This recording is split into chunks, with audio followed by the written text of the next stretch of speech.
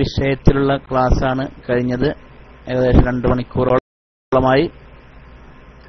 ഇനി ഈ വിഷയത്തിലോ അല്ലാതെ മറ്റു ആദർശപരമായ വിഷയത്തിൽ സംശയം ചോദിക്കാൻ ആരെങ്കിലും ഉണ്ടെങ്കിൽ മൈക്കിൽ വരണം. അല്പസമയം അതിനുവേണ്ടി നിൽക്കാം.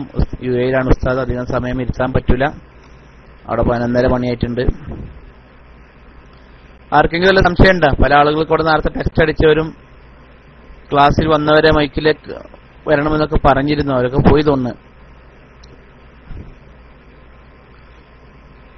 ആർക്കുമില്ലേ?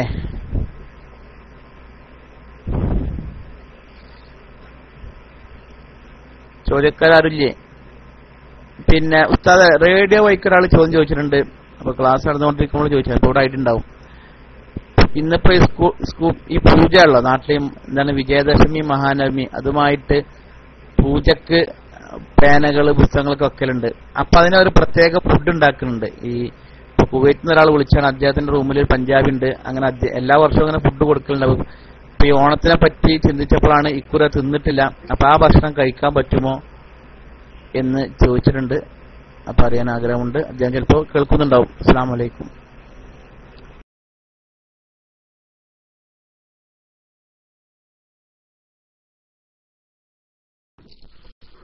വലൈക്കും അസ്സലാം വറഹ്മത്തുള്ളാഹി വബറകാതുഹു. പൂജകൾ ആരാധനാ കർമ്മങ്ങളുടെ ഭാഗമായി ഉണ്ടാക്കുന്ന കാര്യങ്ങളും സാധനങ്ങളും ഭക്ഷണങ്ങളും അതൊക്കെ ആരാധനാ കർമ്മങ്ങളുടെയും ആചാരങ്ങളുടെയും ഭാഗമാണെങ്കിൽ നമ്മളത് ഒഴിവാക്കേണ്ടതാണ്. ഭക്ഷണം എന്ന നിലക്ക് അതൊരു തെറ്റൊന്നും ഉണ്ടാവില്ല. ഒരു ഭക്ഷണം കഴിക്കുക എന്ന നിലക്ക് അതിൽ തെറ്റൊന്നും ഉണ്ടാവില്ല. പക്ഷെ അത് നമ്മൾ സാധിക്കുമെങ്കിൽ അത്തരം ആരാധനാ കർമ്മങ്ങളുടെ ഭാഗമായി ഉണ്ടാക്കപ്പെടുന്ന സാധനങ്ങളൊക്കെ നമ്മൾ വർജിക്കേണ്ടത് തന്നെയാണ്. അതാണ് അതിന്റെ രൂപം. എന്നാൽ ചില സാഹചര്യങ്ങൾക്കനുസരിച്ച് അതുകൊണ്ട് ഇപ്പൊ ശിർക്കൊന്നും വരില്ല, അതിപ്പോ ശിർക്ക് ഒന്നും പറയാനില്ല. പക്ഷെ നമ്മൾ മറ്റുള്ളവരുടെ ആചാരങ്ങൾ വർജിക്കുക എന്ന ആ നിയമത്തിലാണ് അത് വരിക. അത് ആചാരത്തിന്റെ ഭാഗമായി ചെയ്യുന്നത് അതിൽപ്പെട്ട തന്നെയാണ്. പിന്നെ എന്താന്ന് വെച്ചാൽ ചില സാഹചര്യങ്ങൾ, നമ്മൾ നാട്ടിൽ ജീവിക്കുന്നവരാണ്, എല്ലാ സ്ഥലങ്ങളിലും ഒരുപോലല്ല. അപ്പൊ ചില സാഹചര്യങ്ങളിൽ നമ്മൾ എന്താക്കേണ്ടി വരും, അങ്ങനെ ഉള്ള കർക്കശമായ നിലപാട് സ്വീകരിച്ചിട്ടുണ്ടെങ്കിൽ അത് ചില ദോഷങ്ങൾക്കും തെറ്റിദ്ധാരണകൾക്കും മറ്റു ചില അതിലേറെ പ്രശ്നങ്ങൾക്കും അല്ലെങ്കിൽ കുഴപ്പങ്ങൾക്ക് വഴിവെക്കുന്നുണ്ടെങ്കിൽ ആ സാഹചര്യങ്ങളിൽ ചില കാര്യങ്ങൾ നമുക്ക് അനുവദനീയമാകും. അങ്ങനെ നമ്മുടെ നാട്ടിലൊക്കെ പലപ്പോഴും ഈ ഓണം വരുമ്പോഴൊക്കെ ചെയ്യാറുണ്ട്. അതൊക്കെ ആ ഗണത്തിലാണ് പെടുക. അത് ഒഴിവാക്കാൻ നമുക്ക് സാധിക്കുമെങ്കിൽ പിന്നെ അത് ചെയ്യുന്നത് ഒഴിവാക്കുക തന്നെയാണ് വേണ്ടത്. അത് ആരാധനാ കർമ്മങ്ങളുടെ ഭാഗമായി ചെയ്യുന്നത് ആ ഗണത്തിൽ തന്നെയാണ് പെടുത്തുക. ശിർക്കായിട്ടല്ല, പക്ഷെ ആ നിയമത്തിന്റെ കൂട്ടത്തിലാണ് അത് പെടുക. നിർബന്ധ സാഹചര്യം അല്ലെങ്കിൽ അതൊക്കെ ഒഴിവാക്കേണ്ടത് തന്നെയാണ്.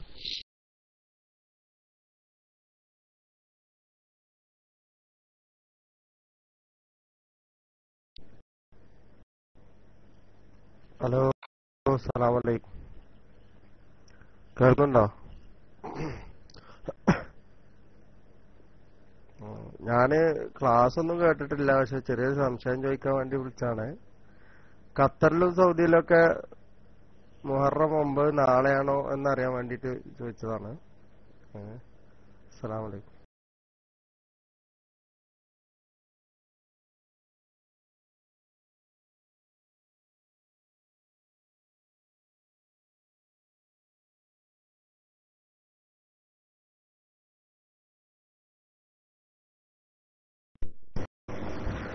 അസ്സലാമു അലൈക്കും.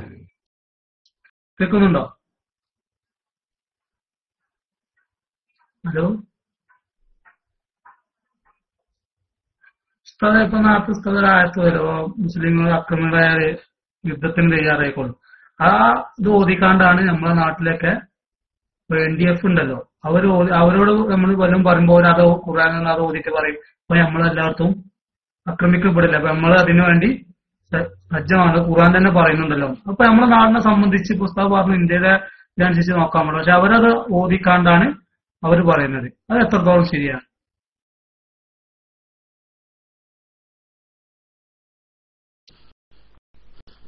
അതന്നെ, ഖുർആനിന്റെ ആയത്തുകളെ ഓരോരുത്തരും അവരവരുടെ താല്പര്യങ്ങൾക്ക് വേണ്ടി ആയത്തോതാണെങ്കിൽ ആർക്കും ഓതാലോ. BJPക്കാർ ഖുർആന്റെ ആയത്ത് ഓതാറുണ്ടല്ലോ. ഇല്ലേ? പള്ളി പൊളിച്ചപ്പോഴും ഖുർആന്റെ ആയത്തൊക്കെ ഓതിയിട്ടുണ്ട്. അതിപ്പോ ഖുർആന്റെ ആയത്ത് ഓരോരുത്തരും അവരവരുടെ ഇഷ്ടപ്രകാരം ഓതാണെങ്കിൽ അത് അള്ളാന്റെ നിയമാവില്ല. അതിപ്പോ അവർക്ക് അവർ കണ്ടെത്തിയ അവരുടെ നിലനിൽപ്പ് അത്തരം വാദമുഖങ്ങളിലാണ്. അല്ലെങ്കിൽ അവരില്ലല്ലോ, അതൊന്നുമില്ല. എല്ലാവരും പറയണ പോലെ ആണെങ്കിൽ NDF കൊണ്ടൊന്നും വേറെ ഇല്ലല്ലോ, അതെല്ലാവരും കൂട്ടത്തിലൊന്നല്ലേ ഉണ്ടാവുള്ളൂ.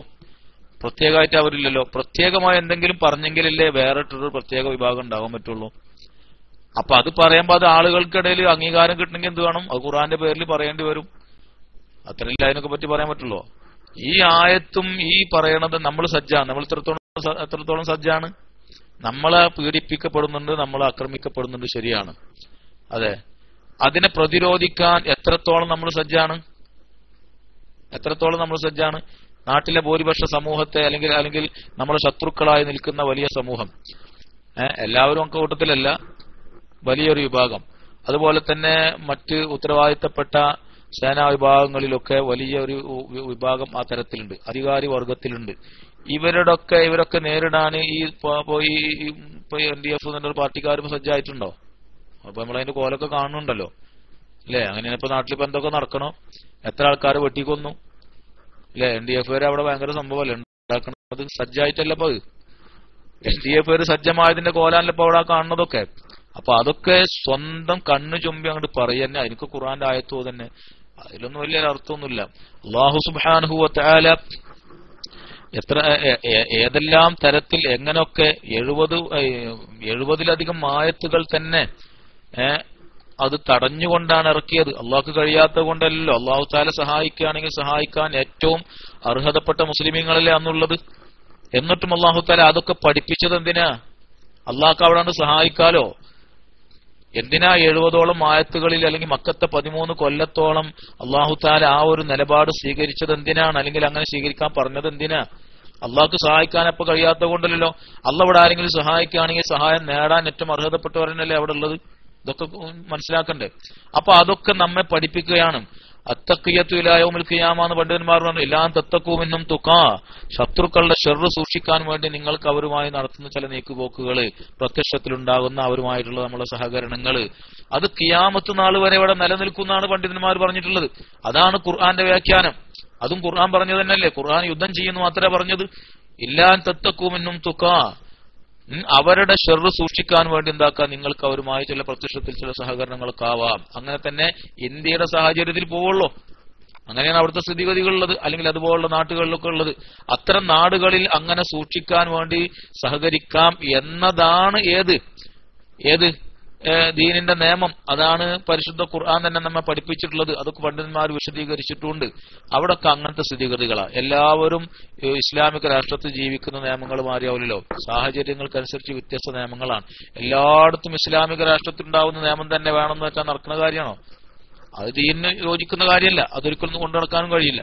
അപ്പൊ അതൊക്കെ ഒരു ദുരുപയോഗം ചെയ്യലുകളാണ്. അത് അങ്ങനെ ചെയ്തെങ്കിലേ അവർക്കൊക്കെ അഡ്രസ് ഉണ്ടാവുള്ളൂ.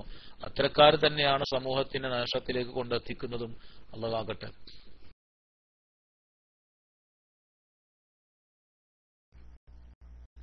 അസ്സലാമു അലൈക്കും വറഹ്മത്തുള്ളാഹി വബറകാതുഹു. ഉസ്താദെ, എനിക്ക് ചോദിക്കാനുള്ളത്, ഇന്നിപ്പോ നമ്മുടെ തെരഞ്ഞെടുപ്പുമായി ബന്ധപ്പെട്ട് സ്ത്രീകള് ഒരുപാട് മത്സരിക്കുന്നുണ്ടല്ലോ. അവരുടെ ഫോട്ടോ വെച്ചുള്ള പിന്നെ പ്രചരണവും മറ്റുമൊക്കെ നടക്കുന്നുണ്ട്. അതിനെ ഒരു വിഭാഗം എതിർത്തുകൊണ്ട് പ്രചരിപ്പിക്കുകയും ഒക്കെ ചെയ്യുന്നുണ്ട്. പിന്നെ ഒരു വിഭാഗം പെണ്ണുങ്ങളെ അങ്ങനെ, സ്ത്രീകളെ അങ്ങനെ എതിർക്കേണ്ട ആവശ്യമില്ല, ഇസ്ലാമിൽ ഒട്ടനവധി തെളിവുകൾ ഉണ്ട്. നബി സല്ലല്ലാഹു അലൈഹി വസല്ലമ തങ്ങളുടെ ജീവിതത്തിൽ ഒരുപാട് യുദ്ധവേളയിലും മറ്റുമൊക്കെ സഹായിച്ചതും അതിൽ പങ്കെടുത്തതും, അതുപോലെ തന്നെ ആയിഷ റളിയല്ലാഹു അൻഹ 2000 ചില്ലാനം ഹദീസുകൾ രേഖപ്പെടുത്തിയതുമൊക്കെ നമ്മുടെ ഗ്രന്ഥങ്ങളിൽ, ഹദീസിന്റെ ഗ്രന്ഥങ്ങളിലൊക്കെ രേഖപ്പെടുത്തിയിട്ടുണ്ട്. അപ്പോ ഇന്നത്തെ പോലെ നമ്മൾ പറയുന്നത് പോലെ അടുക്കളയിലും വീട്ടിന്റെ ഉള്ളിലും ഇരിക്കുകയാണെങ്കിൽ അതൊക്കെ എങ്ങനെ സാധിച്ചു? ആ ഒരു അടിസ്ഥാനത്തിൽ ഇവർക്ക് മത്സരിക്കുന്നതിന് എന്താണ് കുഴപ്പം എന്ന് ചോദിക്കുന്നുണ്ട്. അപ്പൊ ഉസ്താദ് അതിനൊരു എന്താണ് അതിന്റെ ഇന്നിപ്പോ നടക്കുന്ന നമ്മുടെ നാട്ടിൽ നിൽക്കുന്ന ഈ പ്രചരണവും ഇതുമായിട്ട് ബന്ധപ്പെടുത്തി താരതമ്യപ്പെടുത്തി നമുക്ക് മുന്നോട്ട് കൊണ്ടുപോകാൻ വേണ്ടി പറ്റുമോ എന്നാണ് എന്റെ ഒരു ചോദ്യം. കാരണം അന്ന് സഹാബി വനിത അങ്ങനെയൊക്കെ ചെയ്തിട്ടുണ്ട്, ഹദീസ് രേഖപ്പെടുത്തിയിട്ടുണ്ട്, യുദ്ധവേളയിൽ സഹായിച്ചിട്ടുണ്ട്, വെള്ളം കൊടുത്ത് ഇങ്ങനെയൊക്കെ പ്രചരിപ്പിക്കുന്നുണ്ട്. അപ്പൊ അതിനോട് ഇന്നത്തെ ഈ പ്രചരണവുമായി, ഇന്നത്തെ ഈ നടക്കുന്ന തെരഞ്ഞെടുപ്പിന്റെ പ്രചരണവുമായി ബന്ധപ്പെടുത്താൻ വേണ്ടി പറ്റുമോ എന്നാണ് ഉസ്താദിനോട് എനിക്കൊരു ചോദ്യം ചോദിക്കാനുള്ളത്. ഞാനും ലീഗുകാരനാണ്, നമ്മളൊക്കെ പാർട്ടിക്കാരൻ, എന്നാലും ഇങ്ങനെ പല പ്രചരണം നടക്കുന്നുണ്ടോ എന്ന് അറിയാൻ വേണ്ടിയിട്ടാണ് ഞാൻ ചോദിക്കുന്നത്. അസ്സലാമു അലൈക്കും വറഹ്മത്തുള്ളാഹി വബറകാതുഹു.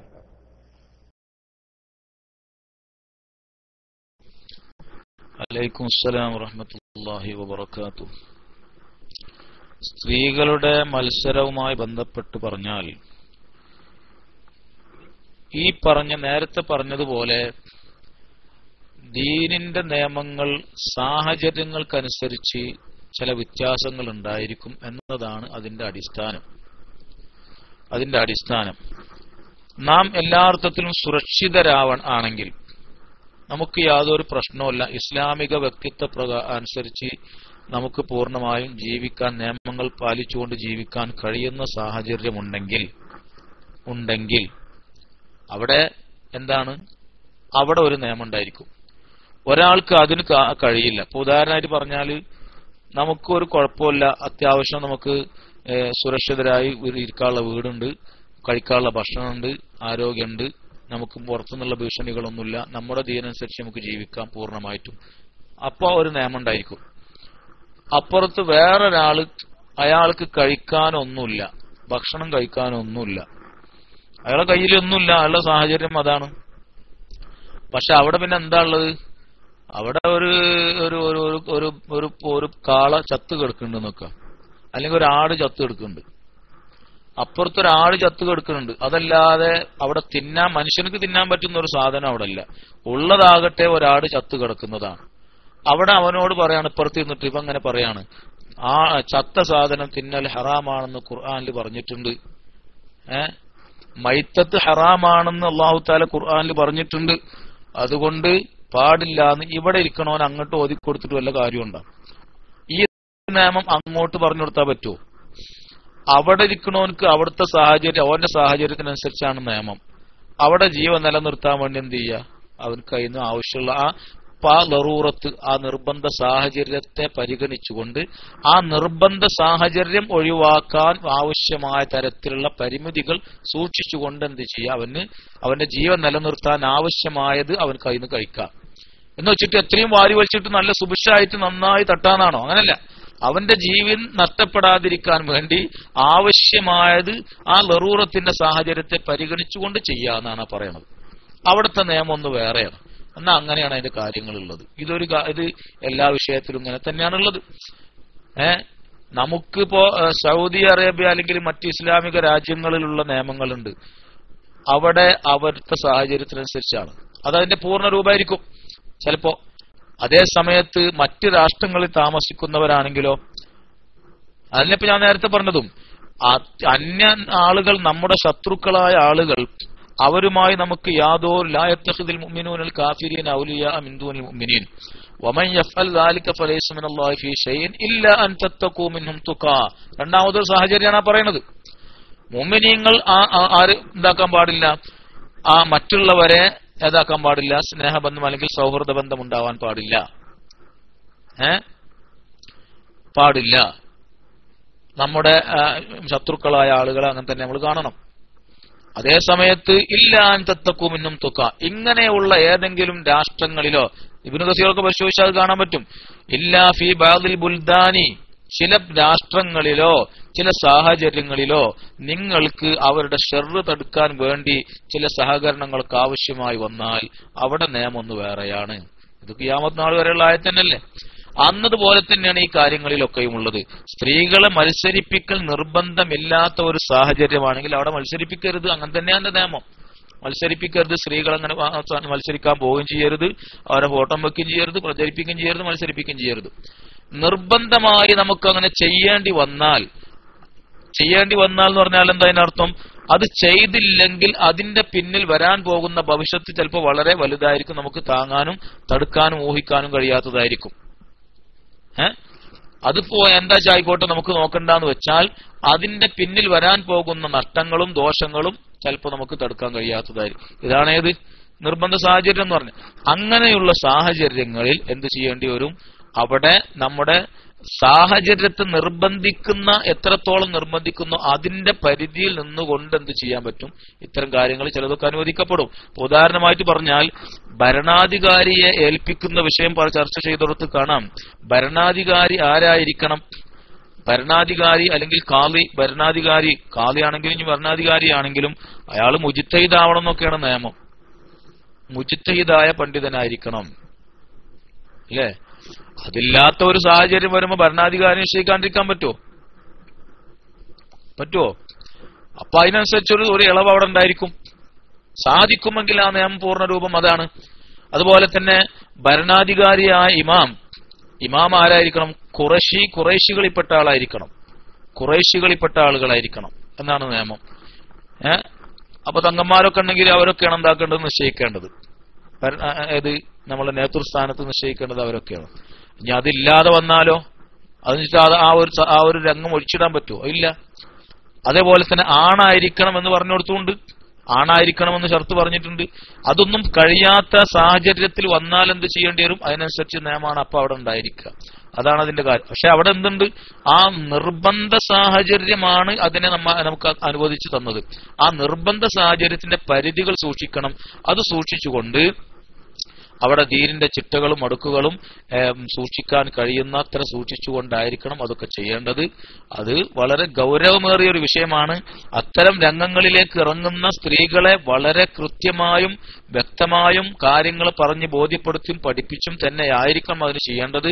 അങ്ങനെ ഒരു നിർബന്ധ സാഹചര്യം ഉണ്ടെന്ന് പറഞ്ഞിട്ട് പിന്നെ കയറൂരി വിടുന്ന നിയന്ത്രണമില്ലാത്തൊരവസ്ഥയിലേക്ക് നീങ്ങുന്നത് അതും തെറ്റാണ്. അതും നമ്മൾ മനസ്സിലാക്കേണ്ടതുണ്ട്. പിന്നൊന്ന് ഇവിടെ പറഞ്ഞത്, ഏത് നേതൃസ്ഥാനത്തേക്കും പെണ്ണുങ്ങളെ റസൂലുള്ളാഹി അനുവദിച്ചിട്ടുണ്ട്. ആരതൊക്കെ അവരെ പഠിപ്പിച്ചത്? റസൂലുള്ളാഹി തന്നെയല്ലേ പറഞ്ഞില്ല, യഫ്ലിഹ ഖൗമുൻ വല്ലൗ അംറഹും ഇംറാഅത്തൻ, സ്ത്രീകൾ അധികാരമേൽപ്പിച്ച കൗമു ജയിക്കില്ല എന്ന് പറഞ്ഞിട്ടില്ലേ? അത് റസൂലുള്ളാഹി പറഞ്ഞല്ലേ? ബുഖാരിയിലുള്ള ഹദീസല്ലേ അത്? റസൂലുള്ളാഹി സ്വല്ലല്ലാഹു അലൈഹി വസല്ലം തങ്ങളും സഹാബത്തൊക്കെ ഉള്ള സമയത്ത് ഏത് നേതൃസ്ഥാനത്താണ് പെണ്ണുങ്ങളെ ഏൽപ്പിച്ചിട്ടുള്ളത്?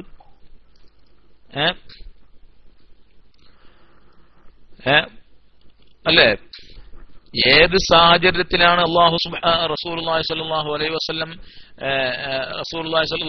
തങ്ങൾ നേതൃസ്ഥാനത്ത് പെണ്ണുങ്ങളെ ഏൽപ്പിച്ചിട്ടുള്ളത്? സഹാബത്ത് റസൂലുള്ളാഹി അവിടെ ഉണ്ടായിരിക്കാൻ നേതൃസ്ഥാനം ആരെങ്കിലും ഏൽപ്പിച്ചിട്ടുണ്ട്? ഏതെങ്കിലും സൈന്യത്തെ പറഞ്ഞാക്കുമ്പോ യുദ്ധത്തിന് പോയിട്ടില്ലേ? ഏതെങ്കിലും സൈന്യത്തെ പറഞ്ഞാക്കുമ്പോ സൈന്യാധിപയായിട്ട് ഏതെങ്കിലും പെണ്ണിനെ നിശ്ചയിച്ചു കൊടുത്തിട്ടുണ്ടോ? അങ്ങനൊന്നും ചെയ്തിട്ടില്ലല്ലോ. പിന്നെന്താ? ചില ഘട്ടങ്ങളിൽ ഏത് ചെയ്യാം? ഈ യുദ്ധത്തിൽ പങ്കെടുക്കുന്ന ആളുകൾക്ക് എന്തെങ്കിലും സഹായങ്ങൾ ചെയ്തു കൊടുക്കാൻ. അത് വേറെ കാര്യമല്ലേ? നേഴ്സിംഗ് നമ്മള് പഠിപ്പിക്കാതെ നമ്മൾ പറയുന്നത് നേഴ്സിംഗ് സ്ത്രീകളെ പഠിപ്പിക്കണം. എന്നിട്ട് സ്ത്രീകളുടെ കാര്യങ്ങൾ ചെയ്തു കൊടുക്കാൻ പറ്റുന്ന പെണ്ണുങ്ങളെ നമ്മളെ കൂട്ടത്തിൽ ഉണ്ടാവണം. അത് നിർബന്ധമാണല്ലോ. അത് വെച്ചിട്ട് അധികാരത്തിലേക്കും നേതൃസ്ഥാനത്തേക്കും കൊണ്ടുവരാൻ അർത്ഥം കൊടുത്താൽ എങ്ങനെ? പിന്നെ ഇൽമു പഠിച്ചില്ല, ഹദീസുകളൊക്കെ പഠിപ്പിച്ചല്ലോ, അതാരെ വേണ്ടെന്ന് പറയുന്നത്? അത് പാടില്ലാതെ ആരെങ്കിലും പറഞ്ഞോ? പിന്നെ വീട്ടിൽ അടുക്കളയിൽ ഒതുങ്ങിക്കൂടണം എന്നതൊക്കെ ചില ആളുകൾ അവരുടെ വാദങ്ങളെയും അവരുടെ നിലപാടുകളെയും പൊടിപ്പും തോലും ഒപ്പിക്കാൻ വേണ്ടി ഉപയോഗിക്കുന്ന ചില ചേരുവകളാണ് അതൊക്കെ. അതല്ലാതെ അടുക്കളയിൽ ഒതുങ്ങിക്കൂടണം എന്നൊന്നും ഇപ്പൊ നമ്മളാരും പറയണതില്ല. മഹാന്മാരായ മുൻഗാമികളുടെ കൂട്ടത്തിൽ ഒരുപാട് പണ്ഡിതകളായ സ്ത്രീകൾ ഉണ്ടായിട്ടുണ്ട്, മഹതികളായ ആളുകൾ ഉണ്ടായിട്ടുണ്ട്. അവരടുത്ത് പോയിട്ട് ചോദിക്കലും പഠിക്കലും ഉണ്ട്, അല്ലേ? ചോദിക്കലും പഠിക്കലും ഉണ്ട്. അവരടുത്ത് പോയി അന്വേഷിക്കാറുണ്ട്. അതൊക്കെ ആവശ്യം തന്നെയാണ്, അതൊക്കെ നടക്കുന്നത് തന്നെയാണ്. അതിനൊക്കെ ദീന് നിശ്ചയിച്ച പരിധിയിൽ നിന്നുകൊണ്ട് എന്താവാം? പഠിക്കുകയും പഠിപ്പിക്കുകയും ചെയ്യാം. ഇതൊന്നും മത്സരിക്കാനുള്ള തെളിവുകളാക്കാൻ പറ്റില്ല. ആർക്കും എവിടെയും കയറി മത്സരിക്കാം, എവിടെയും അധികാരമേൽക്കാം എന്നതൊന്നും ദീനിലില്ല. അതൊക്കെ ദീനിന്റെ പേരിൽ ചില ആളുകൾ പറയുന്ന വിവരം കെട്ട കണ്ടെത്തലുകളാണ്. അതൊക്കെ അത് അർഹിക്കുന്ന അവഗണനയോടെ തള്ളാനേ പറ്റുള്ളൂ. അതേ സമയത്ത് ചില സാഹചര്യങ്ങൾ നമ്മെ നിർബന്ധിക്കുമ്പോൾ നിർബന്ധ സാഹചര്യത്തിൽ ചെയ്യേണ്ടുന്ന ചില കാര്യങ്ങളുണ്ട്.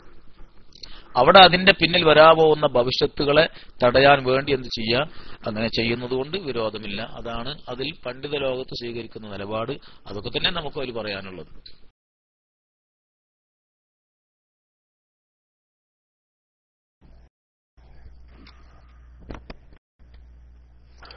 അസ്സലാമു അലൈക്കും വറഹ്മത്തുള്ളാഹി വബറകാതുഹു.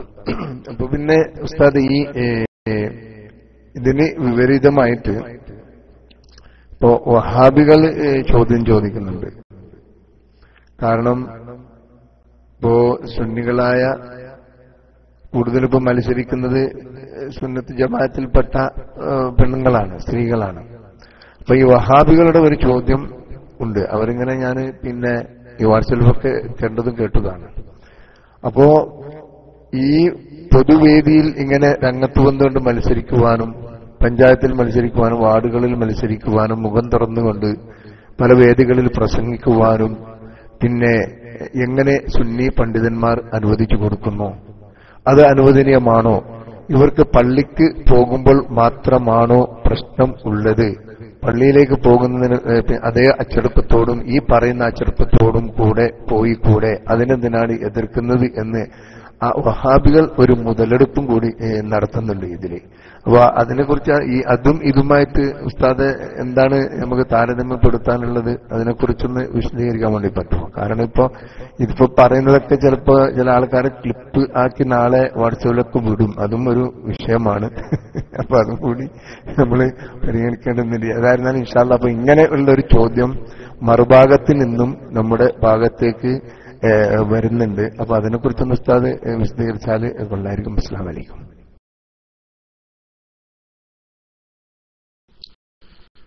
വലൈക്കും അസ്സലാം വറഹ്മത്തുള്ളാഹി. ക്ലിപ്പായിക്കോട്ടെ, നമുക്ക് പേരെന്താ, നമ്മളിവിടെ ഒന്നും നമ്മുടെ വകയായിട്ടോ അല്ലെങ്കിൽ ആരെയും ഭയപ്പെട്ടുകൊണ്ടോ പറയണില്ലല്ലോ. പിന്നെ നമ്മളിവിടെ പറഞ്ഞത് സ്ത്രീകളെ മത്സരിപ്പിക്കുന്ന അത്ര കാലം നമ്മളതൊന്നും ചെയ്തിരുന്നില്ലല്ലോ. അത് ഈ സുന്നി പണ്ഡിതന്മാർ തന്നെയല്ലേ ചെയ്തിരുന്നല്ലേ അതൊക്കെ ചെയ്തിരുന്നത്? നമ്മളൊക്കെ തടഞ്ഞിരുന്നല്ലോ. ഇത്രയും കാലം നമ്മൾക്ക് അതിന്റെ ഒരു നിർബന്ധ സാഹചര്യം ഇല്ലാതിരുന്നപ്പോൾ നമ്മളത് ചെയ്തിരുന്നില്ല. പിന്നെ കുറച്ചതുണ്ടായി, അപ്പൊ അതിനനുസരിച്ച് മാത്രം ചെയ്തു. അത് കുറച്ചതുണ്ടായെന്ന് വെച്ചിട്ട് നമ്മൾ ആരെങ്കിലും എല്ലാ പെണ്ണുങ്ങളും ഇറക്കിയിരുന്നോ? പിന്നെ അത് വർദ്ധിച്ചു. ഭരണാധികാരികൾ അങ്ങനത്തെ നിയമങ്ങൾ കൊണ്ടുവരുമ്പോ അത് വർദ്ധിച്ചു. അപ്പൊ അതിനനുസരിച്ച് നമ്മൾ ചെയ്തു. ഇനി എന്താ വരിക നമുക്കറിയില്ല. അപ്പോ നിർബന്ധ സാഹചര്യങ്ങളിൽ ആ സാഹചര്യത്തെ പരിഗണിച്ചുകൊണ്ട് ആ ലറൂറത്തിന്റെ പരിധിയിൽ നിന്നുകൊണ്ട് മാത്രമേ നമ്മൾ ചെയ്യുന്നുള്ളൂ. നിർബന്ധമായും അത് ഉണ്ടാവേണ്ടുന്ന അവസ്ഥ വന്നതുകൊണ്ട് ആ നിർബന്ധം എത്രയാണോ അത്രേ നമ്മൾ ചെയ്തിട്ടുള്ളൂ, ഇപ്പോഴും ചെയ്യുന്നുള്ളൂ. അപ്പൊ സ്ത്രീകൾ മത്സരിച്ചില്ലെങ്കിൽ അതിന്റെ പിന്നിൽ വരാൻ പോകുന്ന ഭവിഷ്യത്തുകൾ, ഒരുപാട് ബുദ്ധിമുട്ടുകൾ, പ്രശ്നങ്ങളുണ്ട്. നിർബന്ധ സാഹചര്യം ഉണ്ടായതുകൊണ്ട് ആ പരിധിയിൽ നിന്നുകൊണ്ടാണ് നമ്മൾ ചെയ്യുന്നത് നമ്മൾ പറഞ്ഞത്. സ്ത്രീകൾ പള്ളിയിൽ പോയില്ലെങ്കിൽ ഇവിടെ എന്താ വരാനുള്ളത്? സ്ത്രീകൾ പള്ളിയിൽ പോകേണ്ട നിർബന്ധ സാഹചര്യം എന്താ ഇപ്പൊ ഇവിടെ ഉള്ളത്? ഇത് പറഞ്ഞുകൊണ്ട് അത് പറയുന്ന ആളുകൾ പറയണല്ലോ, മത്സരിക്കാൻ നിങ്ങൾ അനുവദിക്കണില്ലേ, പള്ളിയിൽ പോകാൻ എന്താ നിങ്ങൾ അനുവദിക്കാത്തത്? മത്സരിക്കാൻ അനുവദിച്ചത് ലറൂറത്തിന്റെ സാഹചര്യത്തിലാണ്. അവിടെ എന്താ പള്ളിയിൽ പെണ്ണുങ്ങൾ പോലെ ലറൂറത്തായ ഒരു സാഹചര്യം എന്താ ഉള്ളത്? അത് സുന്നികൾക്ക് അങ്ങനെ ഒരു സാഹചര്യമൊന്നുമില്ല. മനസ്സിലായില്ലേ? സുന്നികളെ സംബന്ധിച്ചിടത്തോളം, മുസ്ലിം ഉമ്മത്തിനെ സംബന്ധിച്ചിടത്തോളം പെണ്ണുങ്ങൾ പള്ളിയിൽ പോയില്ലെങ്കിൽ അവിടെ ആകെ തകർന്നിടിയാനോ ഒന്നുമില്ല. ഇനി പെണ്ണുങ്ങൾ പള്ളിയിൽ ഉണ്ടായെങ്കിലേ പള്ളിയിൽ പോകാൻ ചില ആളുകൾക്ക് തോന്നുള്ളൂ. അത് വേറെയാണ് അതിന്റെ കേട്. ആ കേട് വേറെയാണ്. എല്ലാ സ്ഥലത്തും കുറച്ച് പെണ്ണുങ്ങൾ വേണം. സമ്മേളനം നടത്തണമെങ്കിൽ അവിടും വേണം കുറച്ച് പെണ്ണുങ്ങൾ. പള്ളിയിൽ പോകണമെങ്കിൽ അപ്പോഴും വേണം കുറച്ച് പെണ്ണുങ്ങൾ. എവിടെയും കുറച്ച് പെണ്ണുങ്ങൾ ഉണ്ടെങ്കിൽ ഇവർക്ക് ചെയ്യാനങ്ങോട്ട് ഒരു തോന്നുള്ളൂ. അത് കേട് വേറെയാണ്, അതിന് ചികിത്സയും വേറെയാണ്. അത് ഇതുമായിട്ട് കൂട്ടിയിണക്കേണ്ട വിഷയങ്ങളല്ല. അത്രയൊക്കെ തന്നെ അത്തരക്കാരോട് പറയേണ്ടതുള്ളൂ, അല്ലേ? അല്ലെങ്കിൽ ഇവരാരാ മക്കള്, അല്ലേ? പെണ്ണുങ്ങളോട് പറഞ്ഞ് നിങ്ങൾ ഇങ്ങനെ വീട്ടിൽ അടുക്കളയിലൊന്നും ഇരുന്നാ പോരെ, സുന്നി മൗലവിമാർ നിങ്ങളിങ്ങനെ പറഞ്ഞു പറ്റിക്കാണ്, നിങ്ങൾ പള്ളിയിൽ വരണമെന്ന് പറഞ്ഞു. എന്നിട്ടോ ഈ പാവം ചില പൊട്ടത്തി പെണ്ണുങ്ങൾ എന്ത് ചെയ്തു? അത് കേട്ട് എന്നാ ശരി തന്നെ ആയിരിക്കും എന്ന് വെച്ചിട്ട് അതിന്റെ പിന്നാലെ പോയി പള്ളിയിൽ കൊണ്ടുപോയി. പള്ളിയിൽ കൊണ്ടുപോയിട്ട് പിന്നെ ഇവര് പറഞ്ഞ എന്താ? പള്ളിയിൽ കൊണ്ടുപോയതിനു ശേഷം പിന്നെ ഇവര് പറഞ്ഞത് എന്താ? ഇനിയിപ്പോ ഒന്നുകൊണ്ട് തൊട്ടോക്കിച്ചിട്ട് ഓതൊന്നും മുറിയില്ലട്ടോ, അല്ലേ? അപ്പൊ അതൊക്കെ ഈ ദയ്യൂസുകളായ ചില ആണുങ്ങളുണ്ട്, പെണ്ണുങ്ങളെ പോലത്തെ ചില ആണുങ്ങൾ. അവർക്കും ഇതൊക്കെ വലിയൊരു സൗകര്യമായിട്ട് വലിയൊരു കാര്യമായിട്ട് ഇങ്ങനെ തോന്നുകയാണ്. അതിന്റെ ഒക്കെ ഇതൊന്നും ആർക്കും തിരിച്ചറിയണില്ല, ഒന്നും ആരും മനസ്സിലാക്കണ്ട. അപ്പൊ അതൊക്കെ അത് അർഹിക്കുന്ന അവഗണനയോടെ അങ്ങോട്ട് തള്ളിക്കളയാ, അത്രയൊക്കെ ഉള്ളൂ. എന്നല്ലാതെ ലറൂറത്തിന്റെ സാഹചര്യത്തിൽ ഫിഖ്ഹിന് അതിൻ്റെതായ കാഴ്ചപ്പാടും നിയമങ്ങളും ഉണ്ടായിരിക്കും. അതാണ് പണ്ഡിതന്മാർ ചെയ്യുന്നത്, അത്രയേ ഉള്ളൂ. അത് ഇങ്ങോട്ട് കൂട്ടിക്കെട്ടേണ്ട കാര്യമല്ല എന്നാണ് ആ വഹാബികളോട് പറയാനുള്ളത്. അസ്സലാമു അലൈക്കും വറഹ്മത്തുള്ളാഹി.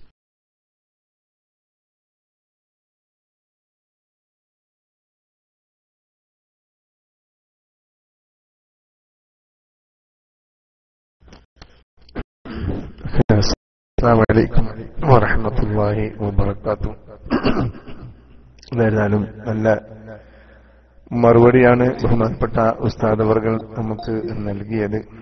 കാരണം നമുക്കൊക്കെ പലരും ഇങ്ങനെ പല കോലത്തിലും വന്നുകൊണ്ട് ചോദിക്കുമ്പോൾ പലരും സംശയത്തിന്റെ നിഴലിൽ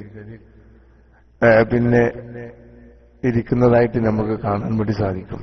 അപ്പൊ ഇതിലൂടെ ഇങ്ങനെ നമ്മൾ ചോദിക്കുമ്പോൾ അതിന്റെ സത്യം എന്താണെന്ന്, അതിന്റെ സത്യാവസ്ഥ എന്താണെന്ന് എല്ലാവർക്കും കൂടി മനസ്സിലാക്കാൻ വേണ്ടി സാധിക്കുമല്ലോ. കാരണം ഇതിനെ ഏറ്റെടുത്തുകൊണ്ട് ഒരു വിഭാഗം ഒരുപാട് കൂട്ടിക്കുഴച്ചൽ നടത്തിക്കൊണ്ട് നമ്മുടെ വിഭാഗത്തിൽപ്പെട്ട ആൾക്കാർ തന്നെ പലതും നമ്മുടെ സമസ്തയെക്കുറിച്ചും അതുപോലെ തന്നെ ചലാരിനൊക്കെ വിമർശിച്ചുകൊണ്ട് ആ ഒരു ഭാഷയിൽ അങ്ങനെയുള്ള ഒരു സംബോധനം ചെയ്തുകൊണ്ട് ക്ലിപ്പുകളും മറ്റൊക്കെ കേൾക്കാൻ സാധിക്കുന്നുണ്ടായി. ഇതിൽ എന്താണ് നമ്മുടെ സമസ്തയുടെ റോൾ, എന്താണ് ഇതിൽ സമസ്തയുടെ റോളും കാര്യങ്ങളൊന്നും ഇല്ലല്ലോ. അപ്പൊ ഇങ്ങനെയുള്ള കാര്യങ്ങളൊക്കെ കേൾക്കുമ്പോൾ സംശയം തോന്നിയത് കൊണ്ടാണ് ബഹുമാനപ്പെട്ട ഉസ്താദുകളുടെ ആ ക്ലാസ് കഴിഞ്ഞതിന് ശേഷം ചോദിക്കാൻ വേണ്ടി നമ്മുടെ അമീർ സാഹിബ് ക്ഷണിച്ചതുകൊണ്ട് ചോദിക്കാൻ ഇൻഷാ അല്ലാഹ് വളരെ സന്തോഷമുണ്ട്. ഇനിയും ആർക്കെങ്കിലും ഇങ്ങനെയുള്ള സംശയങ്ങൾ ഉണ്ട് എങ്കിൽ തീർച്ചയായും എല്ലാവരും ഉസ്താദ് പോകുന്നതിന് മുൻപ് വന്നുകൊണ്ട് ചോദിച്ച് സംശയങ്ങൾ തീർക്കുക. ഇത് അവിടെ ഇവിടെയും പരത്തി സംശയത്തിന്റെ നിഴലിൽ നടക്കേണ്ട ആവശ്യമില്ലല്ലോ. അപ്പൊ ആർക്കെങ്കിലും സംശയമുണ്ട് എങ്കിൽ തീർച്ചയായും മൈക്കിലേക്ക് വരിക, വന്നുകൊണ്ട് ചോദ്യങ്ങൾ ചോദിക്കുക. ഉസ്താദിന് സമയമായി ഇവിടെ 11 മണിയായി. ഉറങ്ങാനുള്ള സമയങ്ങളും മറ്റും ഒക്കെ ആയിട്ടുണ്ടാകുമെന്ന് വിചാരിക്കുന്നു. മുഹറം 9, 10 അത് യുഎയിലും സൗദി അറേബ്യയിലൊക്കെ മറ്റന്നാൾ മുതലല്ലേ? അല്ല, വെള്ളി ശനിയാണ്, 9 വെള്ളിയാഴ്ച. ഇവിടെ ഞാനിപ്പോ മക്ക TV നോക്കിയപ്പോ അതിൽ 8 അല്ല അമീർ സാഹിബ് അല്ലേ? അങ്ങനെ തോന്നുന്നു. ആദ്യ ദിവസം 30 മുഴുവൻ അങ്ങനെ എഴുതി കാണിച്ചിരുന്നു, പക്ഷെ അത് മാറ്റി എന്ന് തോന്നുന്നു. അത് 9 വെള്ളിയാഴ്ച, ശനിയാഴ്ച 10 നാളെ 8 ഇവിടെ ടെലിവിഷനിൽ ഇപ്പോൾ കാണാൻ വേണ്ടി സാധിക്കുന്നത്. ഞാൻ നോക്കി, ഒരാളിങ്ങനെ വിളിച്ച് എന്നോട് ചോദിച്ചു. നമ്മളങ്ങനെ വന്ന് നോക്കുമ്പോൾ നാളെ 8 മറ്റന്നാൾ 9. ഏതായിരുന്നാലും ഇൻഷാ അല്ലാഹ് ഞാൻ മൈക്ക് റിലീസ് ചെയ്യാം. നമ്മുടെ സുഹൃത്ത് ചോദ്യം ചോദിക്കാനായിരിക്കാം. Mic release. അസ്സലാമു അലൈക്കും. ഹലോ, അസ്സലാമു അലൈക്കും വറഹ്മത്തുള്ളാഹി വബറകാതുഹു. ഉസ്താദെ കേൾക്കുന്നുണ്ടോ? സഹോദരന്മാരെ കേൾക്കുന്നുണ്ടോ? ഉണ്ട്. അമീർ ഉസ്താദ് പറഞ്ഞു കേൾക്കുന്നുണ്ട്. ഉസ്താദ്, എന്റെ സംശയം, നമ്മളെ ഈ ഒരു തബ്ലീഗുകാരൻ ഒരാളെ എന്നോട് പറഞ്ഞു, ഞാനിങ്ങനെ ഈ വിഷയമായിട്ട് സംസാരിച്ചപ്പോ തബ്ലീഗുകാരൻ പറയുന്നത് തഖ്വയിൽ അധിഷ്ഠിതമായ ജീവിതം മുന്നോട്ട് കൊണ്ടുപോകുന്ന സമയത്താണെങ്കിൽ, അള്ളാഹുവിന്റെ ഇങ്ങനെയുള്ള സമയത്താണെങ്കിൽ പോലും നമ്മൾ ഹിന്ദു സ്ത്രീകളെ നമ്മൾ നിർത്തിയാൽ പോലും, നമ്മളിപ്പോ ഈ മുസ്ലിം സ്ത്രീകളെ നിർത്തേണ്ടടുത്തേക്ക് ഹിന്ദു സ്ത്രീകളെ നിർത്തിയാൽ നമ്മൾ തഖ്വയിൽ അധിഷ്ഠിതമായ ഒരു ജീവിതം, അതായത് മൂപ്പര് ഉദ്ദേശിക്കുന്ന സൂഫീസാണോ എന്ന് സംശയമുണ്ട്. ഏതായാലും അങ്ങനെ ജീവിക്കുകയാണെങ്കിൽ അള്ളാന്റെ രക്ഷാകവചം നമ്മളിലുണ്ടാവും. അവര് നമ്മൾ നിർത്തിയ സ്ഥാനാർത്ഥികൾ ഹിന്ദുക്കളാണെങ്കിൽ പോലും എന്ന് എന്നോടൊരു ഒരു മറുപടി തന്നു. ഉസ്താദ്, അതിനെപ്പറ്റി ഒന്ന് വിശദീകരിച്ചാൽ കൊള്ളായിരുന്നു. അസ്സലാമു അലൈക്കും.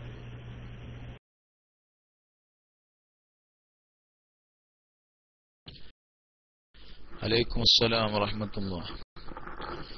തഖ്വയിൽ അധിഷ്ഠിതമായി നമ്മൾ ജീവിക്കണം. അതങ്ങനെ തന്നെയാണ്, നമ്മളെല്ലാവരും അങ്ങനെ തന്നെയാണ് പറയണത്. അതിനു വേണ്ടിയിട്ട് കുറച്ച് ആൾക്കാർ കെട്ടും മറാപ്പെടുത്തിട്ട് ഇങ്ങനെ വേറൊരു പാർട്ടി ഉണ്ടാക്കൊന്നും വേണ്ട. തബ്ലീഗെന്നോ അല്ലെങ്കിൽ അല്ലാത്ത ലീഗെന്നോ എന്ത് പേര് പറഞ്ഞാലും ശരി, തഖ്വയിൽ അധിഷ്ഠിതമായി ജീവിക്കണം. അതിപ്പോ എല്ലാവരും പറയുന്ന കാര്യം തന്നെയാണ്. എല്ലാവരും അതിനുവേണ്ടി തന്നെയാണ് ശ്രമിക്കുന്നതും അതിലേക്ക് തന്നെയാണ് എല്ലാവരും ക്ഷണിക്കുന്നതും. അതിനു വേണ്ടി ഇവിടെ വേറൊരു വിഭാഗം ഉണ്ടാവേണ്ട ഒരു കാര്യമൊന്നുമില്ല.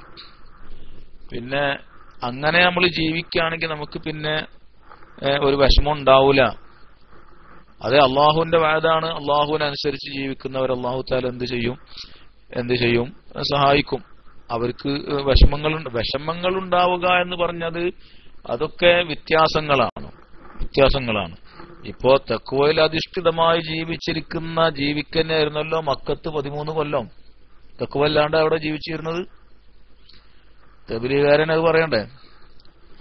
മക്കത്ത് 13 കൊല്ലം ജീവിച്ചത് വളരെ പ്രയാസപ്പെട്ടിട്ടാണല്ലോ. വല്ലാതെ പീഡനങ്ങളും പ്രയാസങ്ങളും ബുദ്ധിമുട്ടുകളും അനുഭവിച്ചിട്ട് തന്നെയല്ലേ അവിടെയുള്ള മുസ്ലിമീങ്ങൾ ജീവിച്ചത്. തഖ്വയിൽ ജീവിച്ചവരിൽ ഏറ്റവും വലിയ തഖ്വയുള്ള ആൾക്കാർ അവരായിരുന്നില്ലേ?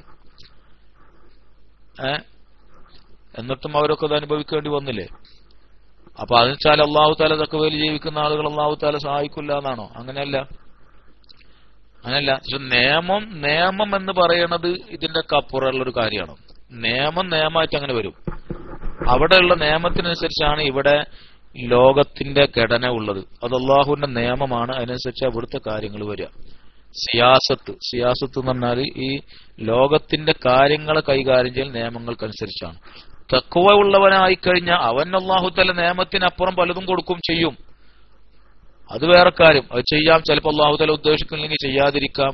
അത് വേറെ കാര്യം അല്ലെ? തഖ്വ ഉള്ള ആൾക്ക് ഇപ്പൊ എന്തെല്ലാം അവിടെ നടക്കും. അള്ളാഹുവിന് തഖ്വ ചെയ്യുന്നതിൽ മനുഷ്യൻ അതിന്റെ നിലവാരങ്ങളിലേക്ക് ഉയർന്നു വന്നാൽ ആ മനുഷ്യന് ഇവിടെ എന്തൊക്കെ അല്ലാഹു തആല ചെയ്തു കൊടുക്കും, അതൊക്കെ ചെയ്യും. എന്നാ അങ്ങനെ എല്ലാവരും ഇവിടെ തഖ്വ ഉള്ളവരായി മാറുകയാണെങ്കിൽ പിന്നെ നമുക്കിവിടെ വേറെ ഒരു പ്രയാസമില്ലല്ലോ, വിഷമമില്ലല്ലോ, വേറെ ഒരു വിഷയമില്ലല്ലോ.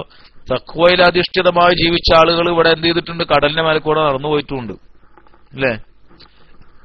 തഖ്വയിൽ അധിഷ്ഠിതമായി ജീവിച്ച ആളുകൾ എന്ത് ചെയ്തിട്ടുണ്ട്? നിറഞ്ഞു കവിഞ്ഞൊഴുകുന്ന കടലിന്റെ മുകളിലൂടെ, പുഴയുടെ മുകളിലൂടെ നടന്നു പോയിട്ടുണ്ട്, വെള്ളത്തിന്റെ മുകളിലൂടെ നടന്നു പോയിട്ടുണ്ട്, വലിയൊരു പട്ടാളം നടന്നു പോയിട്ടുണ്ട്. ആ ചരിത്രം നമുക്ക് ഇവിടെ ഉണ്ട്. അതെന്ന് വെച്ചിട്ട് ഇവിടെ എല്ലാവരും തബ്ലീഗുകാരും ആയിട്ട് ഞണ്ട് തഖ്വയുള്ളവരായാൽ മതി, ഇവിടഞ്ഞ് 6 ബസ്സും 5 തോണിയും കപ്പലൊന്നും വേണ്ടെന്ന് അറിയാൻ പറ്റും ചില ആൾക്കാർ വന്നിട്ട്. അത്രക്കല്ലേ ഇപ്പൊ അതൊക്കെ ഉള്ളൂ. ആ കൈത്യങ്ങളിൽ അന്തല്ലാത്ത വർത്താനം. തഖ്വയിൽ അധിഷ്ഠിതമായി ജീവിക്കണം, അതന്നെയാണ് വേണ്ടത്. അതിലൊന്നും ഇവിടെ തർക്കമില്ല. പക്ഷെ നിയമം എന്ന് പറയുന്നത് ഏതാണ്? നിയമത്തിന്റെ വഴിക്കാണ് വരിക. അതവിടെ വേറെ ഉണ്ടായിരിക്കും. അതിനനുസരിച്ചാണ് ഇവിടുത്തെ കാര്യങ്ങൾ നീക്കുക. മറ്റ് അത്ഭുതകരമായും അല്ലെങ്കിൽ അല്ലാഹു തആല നിയമങ്ങൾക്ക് അപ്പുറം ചെയ്യുന്ന കാര്യങ്ങൾ അതിനനുസരിച്ചല്ലല്ലോ ഇവിടെ സിയാസത്ത് എന്ന് പറയുന്നത്. അത് വേറെ കാര്യം. അത് രണ്ടും തമ്മിൽ കൂട്ടി അണക്കേണ്ടതല്ല. അതാണ് തബ്ലീഗുകാരോട് പറയാനുള്ളത്.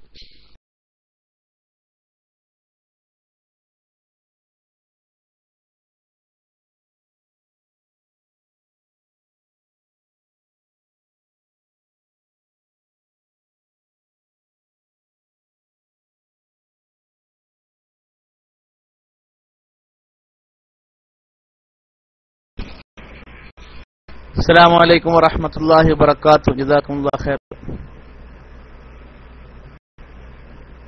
ഇനി ചോദ്യക്കാര് ആരുമില്ല എന്ന് തോന്നുന്നു. ആരെങ്കിലും ഉണ്ടോ ചോദ്യം? ഇല്ലെങ്കിൽ ഈ സെഷൻ ഇവിടെ വെച്ച് അവസാനിപ്പിക്കാം. ഇൻഷാ അല്ലാഹ് അടുത്ത ദിവസങ്ങളിൽ മറ്റൊരു ക്ലാസ്സുമായിട്ട് ഇൻഷാ അല്ലാഹ് ഉസ്താദ് ഉണ്ടാവും. അതുപോലെ മറ്റു പണ്ഡിതന്മാരുടെ ഒക്കെ ക്ലാസ്സുകൾ. അങ്ങനെ ചോദ്യക്കാരൊന്നുമില്ല. ഏതായാലും ജസാക്കുമുല്ലാഹു ഖൈർ. ഉസ്താദിന് പ്രത്യേകം സമസ്ത കേരള ഇസ്ലാമിക് ക്ലാസ് റൂമിന്റെ പേരിൽ നന്ദി അറിയിക്കുന്നു. ഇനി മറ്റുള്ളവരൊക്കെ മൈക്കിൽ വരിക. ഉസ്താദ് വന്നിട്ട് ദുആ ചെയ്ത്. കാരണം പ്രത്യേകിച്ച് വ്യാഴാഴ്ച രാവ്. പിന്നെ നാട്ടിൽ നാളെ 9 ഗൾഫ് നാടുകളിലാണ് മറ്റന്നാൾ 9ഉം 10ഉം. കലണ്ടർ പ്രകാരം ഗൾഫിൽ നാളെ 9 ഏതായാലും 2-3 ദിവസം നോറ്റാൽ കുഴപ്പമൊന്നും ഉണ്ടാവില്ല. നാളെ വ്യാഴാഴ്ച സുന്നത്ത് നോമ്പിന് ദിവസമാണല്ലോ. ഏതായാലും ഉസ്താദ് വന്ന് ദുആ ചെയ്ത് അവസാനിപ്പിക്കാം. അസ്സലാമു അലൈക്കും വറഹ്മത്തുള്ളാഹി. ഒരുപാട് ആളുകൾ ദുആ കൊണ്ട് വസിയത്ത് ചെയ്തവരുണ്ട്, അവരൊക്കെ ഉൾപ്പെടുത്തണം എന്ന് അറിയിക്കുന്നു.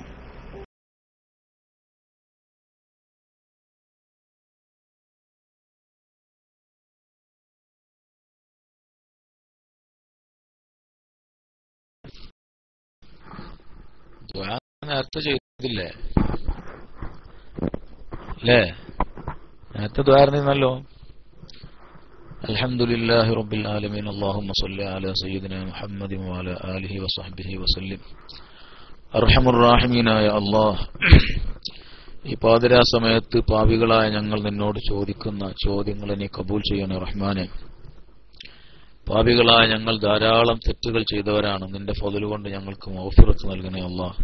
നിന്റെ വിശാലമായ മഗ്ഫിറത്ത് കൊണ്ട് ഞങ്ങളെ നീ അനുഗ്രഹിക്കണേ റഹ്മാനെ.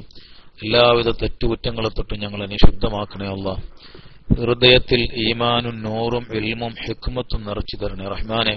പാപക്കറകളെ തൊട്ട് ഞങ്ങളെ നീ ശുദ്ധമാക്കണേ അല്ലാഹ്. ശേഷിക്കുന്ന ആയുസ് നിന്റെ ത്വാഅത്തിൽ ജീവിക്കാൻ ഞങ്ങൾക്ക് തൗഫീഖ് നൽകണേ റഹ്മാനെ. വന്നുപോയ എല്ലാ തെറ്റുകളും നിന്റെ ഫضل കൊണ്ട് ഞങ്ങൾക്ക് പുറത്തു തരണേ അല്ലാഹ്. നിന്റെ ത്വാഅത്തിലൂടെ നിന്നിലേക്ക് അടുക്കാൻ ഞങ്ങൾക്ക് തൗഫീഖ് നൽകണേ അല്ലാഹ്. നിന്റെ റഹ്മത്തിന്റെ വിശാലമായ കവാടം പാപികളായ ഞങ്ങൾക്ക് മുന്നിൽ നീ തുറന്നു തരണേ റഹ്മാനെ. നിന്റെ കാരുണ്യത്തെ തൊട്ട് ഞങ്ങളെ നീ ആട്ടല്ല അല്ലാഹ്. ഞങ്ങളെയും ഞങ്ങളുടെ മാതാപിതാക്കൾ, ഭാര്യ, സന്താനങ്ങൾ, ഞങ്ങൾക്ക് വേണ്ടപ്പെട്ട എല്ലാവരെയും നീ തൃപ്തിപ്പെട്ട സജ്ജനങ്ങളിൽ ഉൾപ്പെടുത്തണേ റഹ്മാനെ. ഈ പുണ്യമേറിയ ദിവസങ്ങൾ, ഈ രാത്രികളിൽ നീ സ്വീകരിക്കുന്ന, നീ അനുഗ്രഹിക്കുന്ന സാലിഹ്യങ്ങളുടെ കൂട്ടത്തിൽ ഞങ്ങളെയും അവരെയും ഉൾപ്പെടുത്തണേ അല്ലാഹ്. നാഫിയായ ഇൽമിനെ ഞങ്ങൾക്കും അവർക്കും നീ വർദ്ധിപ്പിച്ചു തരണേ അല്ലാഹ്. നാഫിയായ ഇൽമ നൽകണേ റഹ്മാനെ. പഠിച്ചതനുസരിച്ച് ജീവിക്കാൻ തൗഫീഖ് നൽകണേ അല്ലാഹ്. നിന്റെ മുന്നിൽ പ്രയാസകരമാക്കുന്ന തരത്തിലുള്ള ഇൽമാക്കല്ല അല്ലാഹ്. പാപികളായ ഞങ്ങൾക്ക് നീ ഖൈറിനെ ഏറ്റിത്തരണേ റഹ്മാനെ. എല്ലാവിധ ഷർറുകളെ തൊട്ടും ആഫാത്ത് മുസീബാത്തുകളെ തൊട്ടും ഞങ്ങളെയും ഞങ്ങൾക്ക് വേണ്ടപ്പെട്ട എല്ലാവരെയും നീ കാക്കണേ റഹ്മാനെ. ഷർറന്മാരുടെ ഷർറുകളെ അവരിലേക്ക് തന്നെ നീ തിരിച്ചുവിടണേ റഹ്മാനെ. നാഫിയായ ഇൽമു നൽകണേ അല്ലാഹ്. ജോലികളിലും കച്ചവടത്തിലും ബറക്കത്ത് ചെയ്യണേ റഹ്മാനെ. ഇൽമിലും മാലിലും ബറക്കത്ത് ചെയ്യണേ റഹ്മാനെ. ഭാര്യ സന്താനങ്ങളിൽ ബറക്കത്ത് ചെയ്യണേ അല്ലാഹ്. നീ തന്ന എല്ലാ നിഅമത്തുകളിലും ബറക്കത്ത് ചെയ്യണേ റഹ്മാനെ.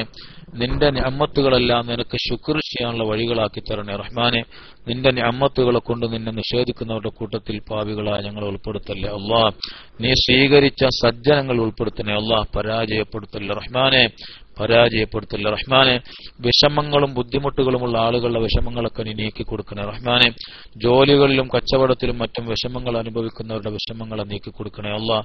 അസുഖങ്ങൾ ശിഫയാക്കി തരണേ റഹ്മാനെ. അസുഖങ്ങൾ ശിഫയാക്കി തരണേ അല്ലാഹ്. ധാരാളം അസുഖങ്ങളെ കൊണ്ട് വിഷമിക്കുന്ന ആളുകൾ ദുആ കൊണ്ട് വസിയത്ത് ചെയ്തിട്ടുണ്ട്. എല്ലാവരുടെയും വിഷമങ്ങൾ അറിയുന്ന അല്ലാഹ് എല്ലാവരുടെയും വിഷമങ്ങളെ നീക്കി സന്തോഷവും സമാധാനവും സിഹത്തും ആഫിയത്തും നൽകണേ റഹ്മാനെ. അസുഖങ്ങളൊക്കെ ശിഫയാക്കണേ റഹ്മാനെ. പെട്ടെന്ന് ശിഫ നൽകണേ അല്ലാഹ്. ആഫിയത്തോടുകൂടി ദീർഘായുസ് നിന്റെ ത്വാഅത്തിലായി നിന്റെ തൃപ്തിയിലായി ദീർഘായുസ് നൽകണേ അല്ലാഹ്. പൈശാചികമായ സർവ്വവിധ ഷർറുകളെ തൊട്ടും ഞങ്ങളെയും ഞങ്ങൾക്ക് വേണ്ടപ്പെട്ട എല്ലാവരെയും കാക്കണേ റഹ്മാനെ. പിശാചിന്റെ എല്ലാ ഷർറുകളെ തൊട്ടും കാക്കണേ റഹ്മാനെ. നിന്റെ ത്വാഅത്തിലായി ജീവിക്കാൻ ഞങ്ങൾക്ക് നീ തൗഫീഖ് നൽകണേ അല്ലാഹ്. ത്വാഅത്തിന് ഇബാദത്തുകളെ ഞങ്ങൾക്ക് നീ മധുരമുള്ളതാക്കി തരണേ റഹ്മാനെ. മഅസിയത്തുകളെ ഞങ്ങളുടെ ഹൃദയത്തിൽ വെറുപ്പാക്കി മാറ്റണേ അല്ലാഹ്.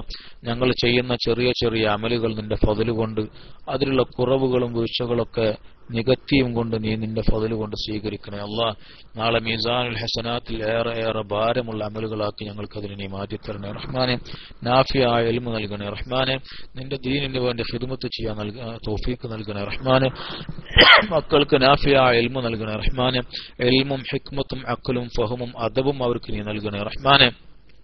അവര് ഞങ്ങൾക്ക് നീ കൺകുളിർമയും സന്തോഷവും നൽകണേ റഹ്മാനെ. ഞങ്ങൾക്ക് വിഷമവും ചീത്തപ്പേരും ഉണ്ടാക്കുന്ന മക്കളാക്കല്ല അല്ലാഹ്. ഞങ്ങളെയും അവരെയും സാലിഹ്യങ്ങൾ പെടുത്തണേ അല്ലാഹ്. നിന്റെ ദീനിന്റെ ഖാദിമ്യങ്ങൾ പെടുത്തണേ റഹ്മാനെ. ഞങ്ങളെ നീ സ്വീകരിക്കണേ അല്ലാഹ്. സന്തോഷവും സമാധാനവും സിഹത്തും ആഫിയത്തും നൽകണേ അല്ലാഹ്. ഈ ദിവസങ്ങളിൽ നീ സ്വീകരിക്കുന്ന സാലിഹ്യങ്ങൾ പെടുത്തണേ അല്ലാഹ്.